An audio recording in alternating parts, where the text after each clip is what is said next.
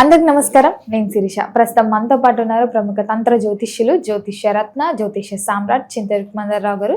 గురుగారితో మాట్లాడదాం.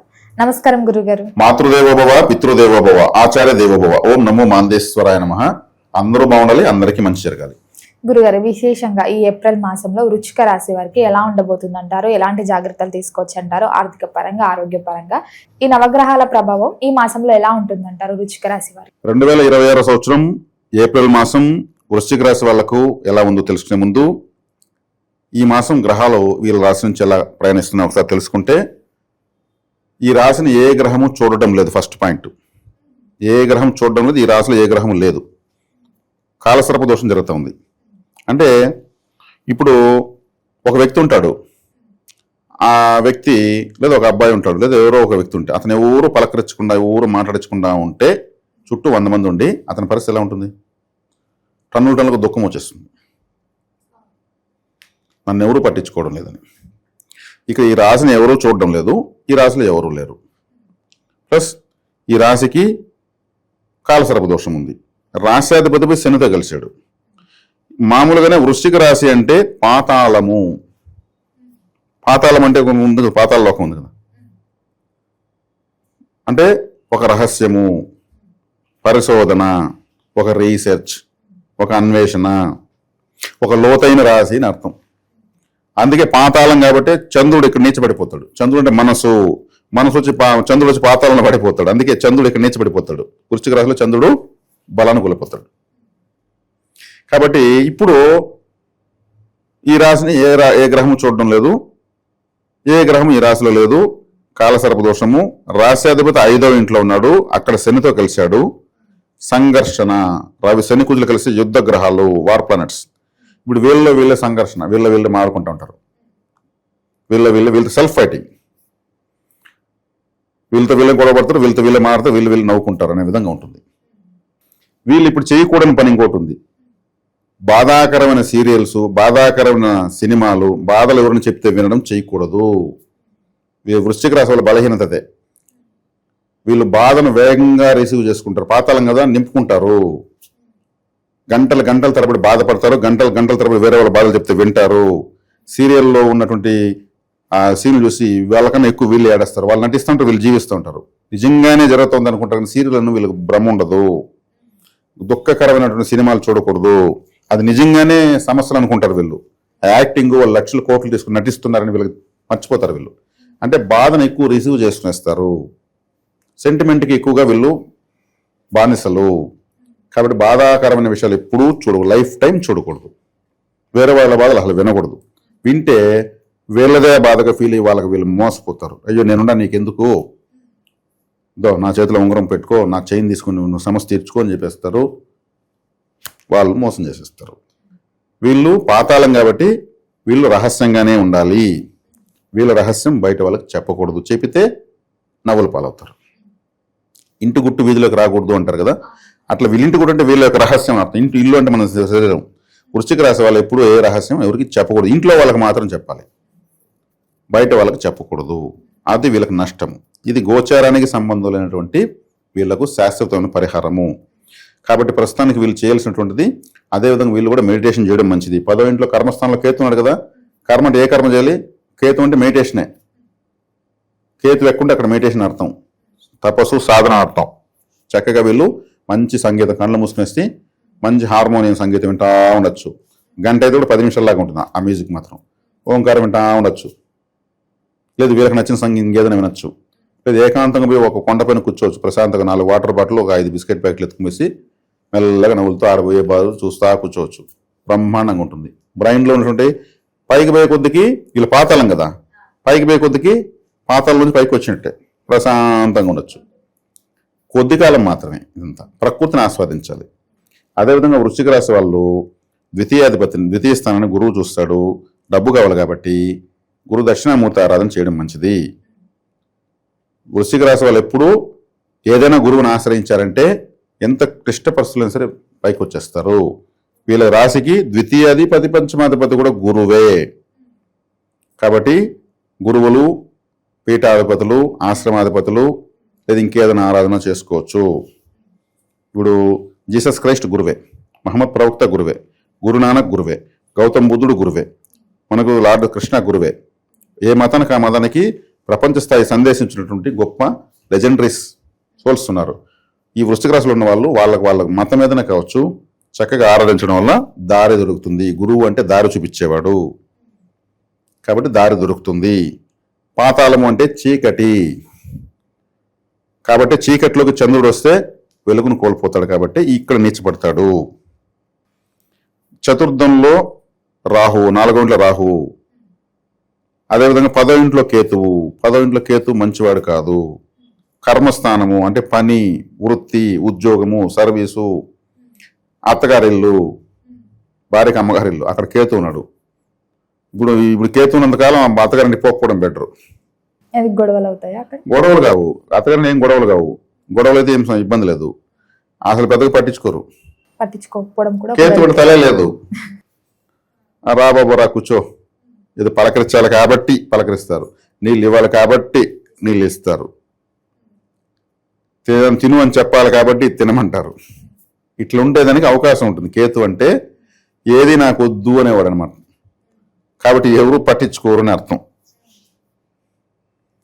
కాబట్టి 4వ ఇంట్లో రాహు అంటే వీళ్ళ సొంత గ్రామంలో వీళ్ళకి లేనిపోయిన సమస్యలు వస్తాయి, సంబంధం లేని సమస్యలు వస్తాయి.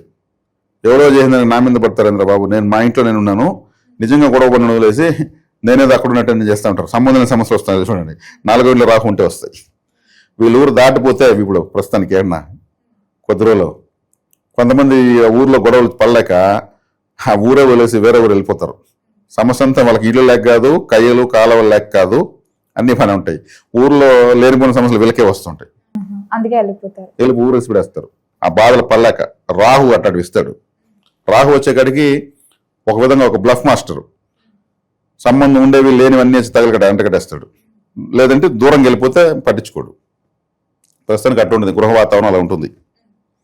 ఇప్పుడు పంచమంలో శని కుజులు కలిశారు కాబట్టి యుద్ధ గ్రహాలు అన్నాను కదా. ఇప్పుడు ఏం చేయాలి వీళ్ళు? యుద్ధం అంటే సంఘర్షణ, మానసిక సంఘర్షణ. పంచమస్థానం మానసిక స్థానము. అప్పుడు ఏం చేయాలి వీళ్ళు ఆయుధం ఎత్తుకుని వీళ్ళు ఒకరికి ఏదో పని చేయాలి. డైలీ ఏం చేయాలి? ఆయుధం ఎత్తుకొని కూరగాయలను వీళ్ళే తిరగాలి, ఇంట్లో ఇంకెవరికి ఇవ్వకూడదు. గార్డెన్లో ఫ్లవర్స్ కత్తిరించవచ్చు, బొమ్మతో పాటు బెలూన్స్ కాల్చవచ్చు. తర్వాత ఒక కత్తిర ఎత్తుకుని చిత్తు కాయలు ముక్కలు ఒక 5 నిమిషాలు కత్తిరించి అన్ని కూడా డస్ట్బిన్లు వేయచ్చు. లేదా చికెన్ సెంటర్ ఉంటే అడవి కూర్చోవచ్చు, వారు కట్ చేస్తాం చూస్తా కూర్చోవచ్చు. అలా చూడడం కూడా అంతే కదా. కేజీఎఫ్, బాహుబలి, దానవీర సూరకర్ణ ఇలాంటి సినిమాలు ఎక్కువ యుద్ధాలు కత్తులతో పుట్టుపాకులతో ఉంటారు. అట్లాంటి సినిమాలు చూస్తూ ఉండొచ్చు, రిలాక్సేషన్. అదేవిధంగా క్రికెట్, ఫుట్బాల్, బాక్సింగ్ లాంటి చూడు, అవి కూడా యుద్ధాలే. ఒకరిపైన ఒకరు బ్యాట్లు ఎత్తుకుపోతారు, రా నువ్వు నేను తేల్చుకుందని కొడతా ఉంటారు, వాడేసి కొడతా ఉంటాడు, యుద్ధమే. ఇట్లాంటివన్నీ చేస్తూ ఉండాలి. చేస్తుంటే రిలాక్సేషను. ఎందుకు అంటే ఇప్పుడు అది మైనస్ కదా, కుజుడు శని కూడా మైనస్. అదే పని మనం చేస్తున్నాం, యుద్ధం అంటే ఆ వేపనెత్తుకుని ఏదో ఒకటి చేస్తున్నాం, ఇది మైనస్. మ్యాథమెటిక్స్లో ఏమవుతుంది? మైనస్ ఏమవుతుంది? అంతే. అదే చేస్తే వీళ్ళు రిలాక్స్ అవుతారు. ఇక్కడ మైనస్ మ్యాథమెటిక్స్ ఎంత వాస్తవమో గ్రహ వ్యతిరేకత మనము చేస్తే అంతే ప్లస్. ఇప్పుడు నేను ఆయుధం ఎత్తుకుని పోయి నరకమని నేను చెప్పలేదు, అది సమస్యలు పోలీస్ చేయడం పోతారు. అనుకూలంగా ఉండే పనులే చేయాలి. నేను చికెన్ సెంటర్ కాడ పోలేనండి. ఇప్పుడు లేడీస్ ఉంటారు, ఇప్పుడు ఈ రాశిలో చికెన్ సెంటర్ కాడ పోయి కూర్చుంటే ఎట్టుంటుంది? వాడు కత్తిర చూస్తుంటే వాడు నన్ను చూస్తుంది అనుకుంటాడు. అప్పుడేం చేయాలి? చికెన్ కటింగ్ చేసేటువంటి ఎలా చికెన్ కత్తిరిస్తారని ఒక యూట్యూబ్లో చెప్పినాం అనుకో, ఆటోమేటిక్ చికెన్ కత్తిరించే వీడియో వస్తుంది, 10 వీడియోలు వస్తాయి. ఫారెన్ మార్కెట్లు చూస్తే పాములు, కప్పలతో కూడా కత్తిరిస్తుంటారు వాళ్ళు. అవి చూస్తా కూర్చోవాలి. ఇప్పుడు నేను చెప్పినాను చికెన్ సెంటర్ కాడ పోయి కూర్చుంటే ఇది జ్యోతిష్యం కాదు కాబట్టి మనం అన్వయించి చెప్పాలి. అంటే దేనికి దానికి. ఇప్పుడు ఒక్కోసారి వేడి చేస్తే చికెన్ సూప్ ఇస్తారు, చికెన్ వేడి, ఇప్పుడు వేడి చేస్తే చికెన్ సూప్ వేస్తారు, వేడి కలిసి కూల్ అయిపోతుంది. విరుగుడు, వేడికి వేడే విరుగుడు, దేనికి అదే విరుగుడు. ముళ్ళుతోనే తీయాలంటారు కదా, సేమ్ అంతే అనమాట. కాబట్టి ఇప్పుడు వీళ్ళు ఇది ఒక ఫన్నీగా ఎంటర్టైన్మెంట్ తీసుకుంటే కష్టాలు మర్చిపోతారు. కాబట్టి వృశ్చిక రాశి అంటే హాస్పిటల్, మన ఇంట్లో బాత్రూము. కాలపురుడికి 8వ స్థానం. కాలపురుడికి 8వ స్థానం అంటే మీ బాత్రూమ్. 8వ స్థానం అంటే బాత్రూమ్. కాబట్టి వీళ్ళు ఎక్కువసేపు బాత్రూముల్లో ఉండకూడదు. వేగంగా స్నానం చేసుకునే వాళ్ళు. కొంతమంది బాత్రూంలో పాటలు పాడుకుంటా ఒక గంట సేపు స్నానం చేస్తారు. అది వీళ్ళు చేయకూడదు. వీళ్ళు మాత్రం ఎక్కువసేపు బాత్రూంలో ఉండకూడదు. అది ఇంకా ఎక్కువగా తీసుకుంటుంది. పాతాళం అంటే మురికి అని కూడా అర్థం. కాబట్టి వీళ్ళు ఈ చేసుకోవాల్సిన పరిహారాలు ముఖ్యంగా ఇవి. ఇలా చేసుకుంటే యాక్టివేట్ అయిపోతారు ఇమ్మీడియట్. గ్రహాలు వ్యతిరేకంగా ఉంటే అడిగిపోతాయి, కొద్ది రోజులు మామూలుగా అనుకునికి వస్తాయి. వీళ్ళ ఊర్లో వీళ్ళు ఏ విషయాలు పట్టించుకోకపోవడం మంచిది. రాహు 4 గంటలు కాబట్టి అత్తగారింటి పోకపోవడం మంచిది. కాబట్టి ఇప్పుడు పెళ్లి చూపులు లాంటి వాటికి కూడా పెద్దగా అట్రాక్షన్ ఉండదు. అంటే అత్తగారింట్లో కేతు ఉన్నప్పుడు అత్తగారు కదా వాళ్ళ కూతురునే కదా ఇవాళ, అక్కడ కేతు ఉంటే మా అమ్మాయికి నచ్చింది వాళ్ళ అమ్మకి నచ్చలేదు అంటుంటారు. అక్కడ కేతు ఉంటాడా? ఆ కేతు మారినాక ఆమెకి మళ్ళీ నచ్చుతుంది. నేను అప్పుడు అనుకున్నా, నాకు అట్లా అనిపించింది. ఇప్పుడు నాకెందుకు మా నాపిలోడికి ఇద్దాం అనిపిస్తుంది. అంటే గ్రహం మారిన వెంటనే ఆమెకు కూడా మారిపోతుంది. ఇవి గ్రహాలకు మనుషులకు మన జీవితాలకు దగ్గర కనెక్టివిటీ ఉంటుంది. కాబట్టి ఇవన్నీ చాలా సులభ రీతిలో మనం చెప్పాం, విపులంగా చెప్పాం. వృశ్చిక రాశులు అటని భయపడాల్సిన అవసరం ఏం లేదు. వీళ్ళు ఒక విధమైన మొండి వీళ్ళు కానీ పట్టినారంటే పట్టు, వీళ్ళు తెగే వరకు లాగుతారు. అది ఎంత పెద్దదైనా సరే సముద్రంలో ఇదేస్తారు. వీళ్ళకి అంత మొండితనం వేరే ఉంది మళ్ళీ. కానీ ఇతరులకు ఏమరిపోతారు. ఇతరులకు ఏమరిపోతారంటే ఎవరైనా బాధలు చెప్తే వాళ్ళ బాధలు విలువనుకోవడం, అదే ఏమరిపోవడం. ఎవరి బాధలు వినకూడదు, అసలు అట్లాంటి సీరియల్లో చూడకూడదు. బాధాకరమైన సీరియల్ సినిమాల్లో అంతా ఆదరించేది వీళ్ళే. పోయి కూర్చొని కట్చీపులు బెడ్షీట్లు తడిసిపోతాకుంటే తుడుచుకుని ఏడుస్తుంటారు. అట్టా వాటికి బలి కాకూడదు. అది వీళ్ళకు లైఫ్ టైం సూచన, సలహా, జాగ్రత్త.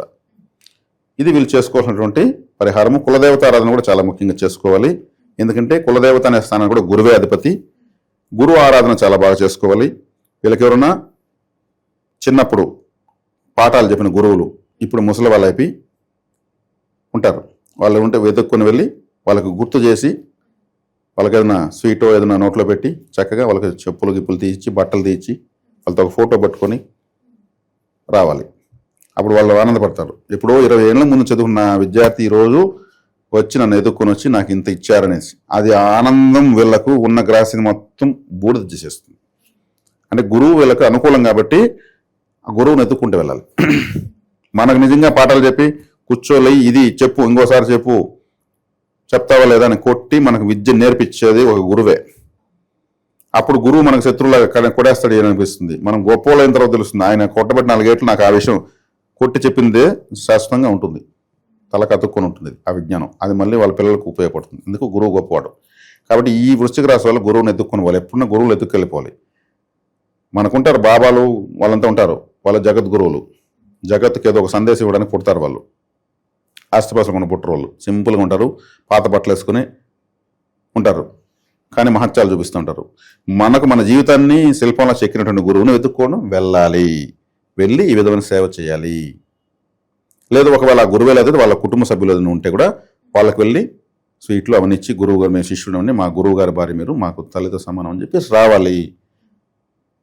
ఇది వృశ్చిక రాశి వాళ్ళు చేసుకుంటారంటే ఎప్పటికైనా సరే ఈ నెలని కాదు జీవిత పర్యంతం కూడా వీళ్ళు డెవలప్ అవుతూనే ఉంటారు. వీళ్ళ డెవలప్మెంట్కి అది ఒక సీక్రెట్ లాజిక్.